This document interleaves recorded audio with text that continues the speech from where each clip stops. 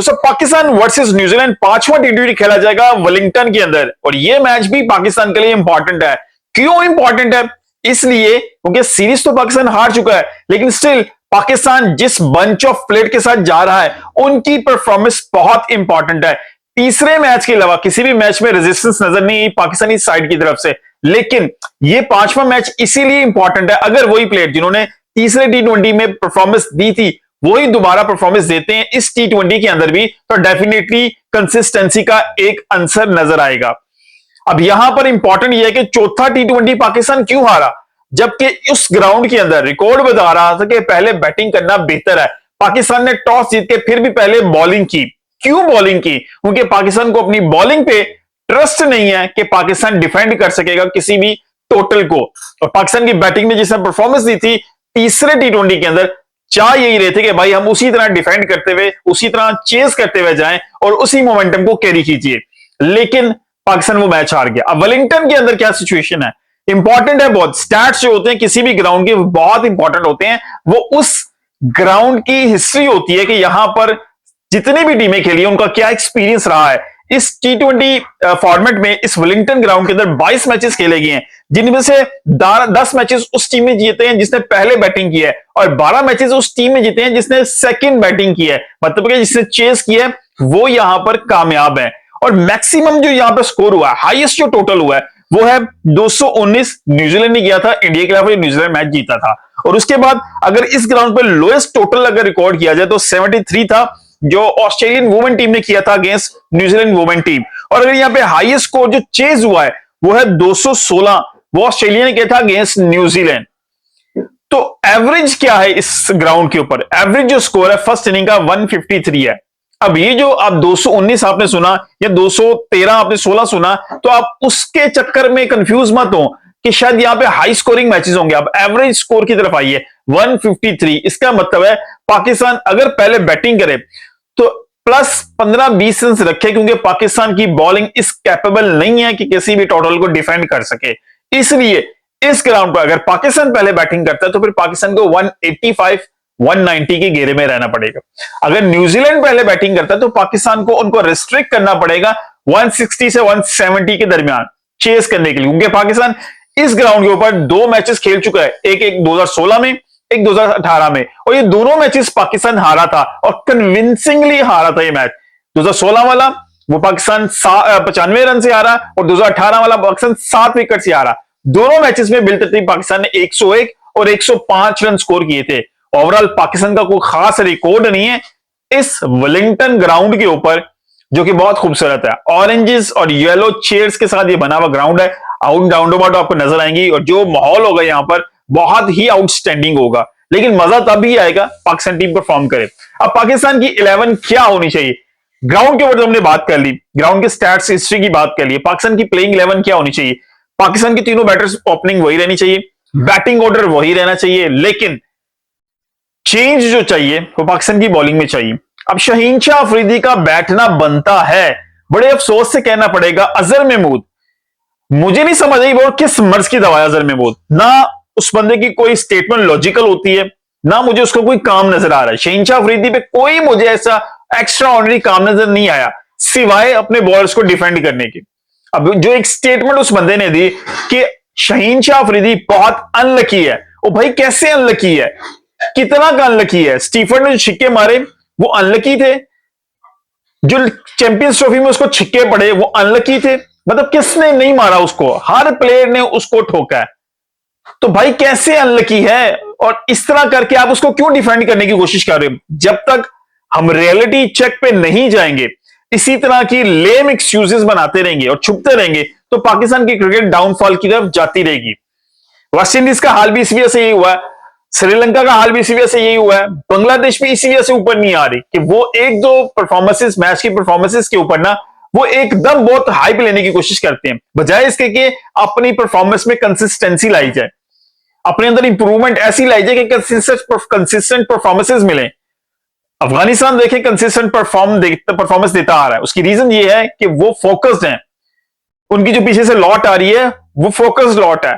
तो पाकिस्तान को अब देखना पड़ेगा, इससे पहले कि पाकिस्तान भी उन्हीं टीमों में या उन्हीं ममालिक की फहरिस्त में खड़ा हो जाए कि पाकिस्तान को भी क्वालिफाइंग राउंड खेलने पड़ जाए, कभी टी20 वर्ल्ड कप का या फिर ओडीआई वर्ल्ड कप का। इस दफा भी टी20 वर्ल्ड कप में पाकिस्तान इस वजह से खेल रहा है कि पाकिस्तान रैंकिंग में था। अगर पाकिस्तान रैंकिंग में 10वें से नीचे चला जाता तो जो हाल पाकिस्तान का अमेरिका में हुआ था, तो पाकिस्तान ने क्वालिफाइंग राउंड खेलना था। ये बहुत लकीली हुआ है पाकिस्तान कि जी आप रैंकिंग में मौजूद हैं, इस वजह से वो भी 7वें नंबर पे, प्रोबेबली 7वें 8वें नंबर पे पाकिस्तान टी20 में इस वक्त है। तो आप ऑन द वर्ज हैं कि किसी भी टाइम पे आप इस रैंकिंग से बाहर हो तो किसी भी वर्ल्ड कप के लिए, टी20 वर्ल्ड कप के लिए आपको क्वालिफाइंग राउंड खेलना पड़ जाए। यही खामियाली रही है श्रीलंका की भी, यही खामियाली रही है वेस्ट इंडीज की भी। तो इसलिए टाइमली अगर हम लोग कोई बंदोबस्त करेंगे, ये शहंशाह अफरीदी पाकिस्तान क्रिकेट से बड़ा नहीं है, बाबर आजम पाकिस्तान क्रिकेट से बड़ा नहीं है, नसीम शाह पाकिस्तान क्रिकेट से बड़ा नहीं है, मोहम्मद रिजवान पाकिस्तान क्रिकेट से बड़ा नहीं है, पाकिस्तान क्रिकेट इन सबसे बड़ी है। पाकिस्तान इन सबसे बड़ा है। हमें पाकिस्तान को देख के डिसीजन करने पड़ेंगे। शहंशाह अफरीदी को बिठाएं, नई परफॉर्मेंस से बिठा दीजिए, नए लड़कों को चांस दीजिए। अभी हसन नवाज है, मैं उसके बहुत ज्यादा हक में नहीं हूं, फेवर में नहीं हूं, क्योंकि मुझे उसकी शॉट सिलेक्शन पे बहुत ज्यादा इतराज है। वो बहुत नीचे उतर के खेलता है, बहुत ही जो है ना रफली खेलता है, मतलब उसके कोई चांसेस नहीं है कि भाई वो एक सेंचुरी लग गई है। मैं अभी भी उसकी सेंचुरी को फ्लूक ही कंसीडर करता हूं। मोहम्मद हारिस बिल्कुल वो कैरी किया जा सकता है, उसी को किया जाना चाहिए। आपने ज्यादती की, जो पाकिस्तान टी20 कप में जो बंदा परफॉर्म कर रहा है, 100 भी उस बंदे ने कर लिया, 62 अलहदा किया, फिर 162 किया। साहबजादा फरहान भाई कितनी परफॉर्मेंसेस करे, लास्ट भी टी20 टूर के अंदर बाबर आजम, मोहम्मद रिजवान, इन लोगों को ऊपर जगह दी गई, जबरदस्ती जगह बना के दी गई। और साहबजादा फरहान जो मेजर, जो परफेक्ट ओपनर था, जो परफॉर्म करके आया था डोमेस्टिक से, उसको चौथे नंबर पे, 5वें नंबर पे खिलाया जा रहा था। ये बंद करें ज्यादतियों का सिलसिला, वरना पाकिस्तान क्रिकेट इसी तरह स्ट्रगल करती रहेगी और पाकिस्तान डिक्लाइन की तरफ जाता रहेगा और डे पर डे पाकिस्तान को इसी तरह की स्टूपिड किस्म की जो है ना शिकस्त का सामना करना पड़ेगा। अब न्यूजीलैंड की सी टीम भी है, बी टीम भी हो, अभी भी फुल फ्लैश टीम नहीं है पाकिस्तान ओडीआई के सामने। दूसरी टीमें अब आपको उस तरह सीरियस नहीं ले रही, आप इस चीज को समझिए। ऑस्ट्रेलिया जाता है तो वो अपने प्लेयर्स बिठा देता है, न्यूजीलैंड के पास जाते हैं वो अपने प्लेयर्स बिठा देते हैं, न्यूजीलैंड को कहते हैं कि हमारे पास हैं खेलने, वो अपने प्लेयर बिठा देते हैं। वो कब आते हैं? जब नेक्स्ट जब टेस्ट चैंपियनशिप का कोई मैच खेलना हो, उन्हें पता है कि वो मैच उनके लिए इंपॉर्टेंट है क्योंकि उन्होंने क्वालिफाई करना है, उसमें वो फुल फ्लैज टीम के साथ आपके साथ खेलते हैं। तो ये इंसल्ट फील पाकिस्तान को करनी चाहिए। साउथ अफ्रीका भी पाकिस्तान को इसी तरह डील कर रहा है। तो अब आपको समझना पड़ेगा भाई आपकी क्रिकेट किस लेवल पे आ गई है। अगर आप चाहते हैं दुनिया में कंपीट करना, आईसीसी के अंदर अपना रुतबा बनाना, आईसीसी के सामने अपनी बातें मनवानी, तो भाई क्रिकेट के जरिए ही मनवाई जाएंगी। आप बहुत बड़ा कोई अमीर मुल्क नहीं है, कोई बहुत बड़े ब्रांड्स पाकिस्तान के पास ना हो, लेकिन अगर पाकिस्तान के क्रिकेटर्स इस काबिल हो कि वो दुनिया के अंदर ब्रांड हो, तो फिर आईसीसी भी बात मानेगा क्योंकि ब्रॉडकास्टर को उनकी जरूरत होगी। तो जो आई बॉल्स है ना, जो व्यूअरशिप है, वो इस वक्त सबसे बड़ी है। पहले कभी होता था कि बहुत सी और चीजें थी कि प्लस हो या नेगेटिव हो, पॉजिटिव या नेगेटिव, वो इंपैक्ट करती थी आईसीसी के ऊपर, लेकिन अभी सिर्फ ब्रॉडकास्टर, वो इंडियन हो या कोई भी हो, अगर पाकिस्तान के प्लेयर्स की वैल्यू होगी, वर्थ होगी, वो ब्रांड होंगे, तो भाई वो हर ब्रॉडकास्टर चाहेगा वो बंदे हो। वो आईपीएल वाले भी खुद ही मांगना शुरू हो जाएंगे, वो आपकी हर फ्रेंचाइज दुनिया की हर जो है ना आपकी लीग मांगना शुरू हो जाएगी। अब दी 100 के अंदर पाकिस्तान प्लेयर्स के साथ क्या हुआ, आप उसे इन्फ्लुएंस कीजिए इंडियन इन्वेस्टर्स का या फिर पाकिस्तान क्रिकेट की पुअर परफॉर्मेंस। मैं पुअर परफॉर्मेंस को कंसीडर करूंगा। अगर पाकिस्तान के ब्रांड उसी तरह परफॉर्मेंस दे रहे होते जिस तरह 2021-22 में थे, तो भाई मैं देखता इनमें से कौन सा इंडियन जो है ना इन्वेस्टर होता जो ना खरीदता पाकिस्तानी प्लेयर्स को। So it's all about Pakistani team की परफॉर्मेंस। अभी 5वां टी20 इन्हीं लड़कों को मौका दिया जाना चाहिए।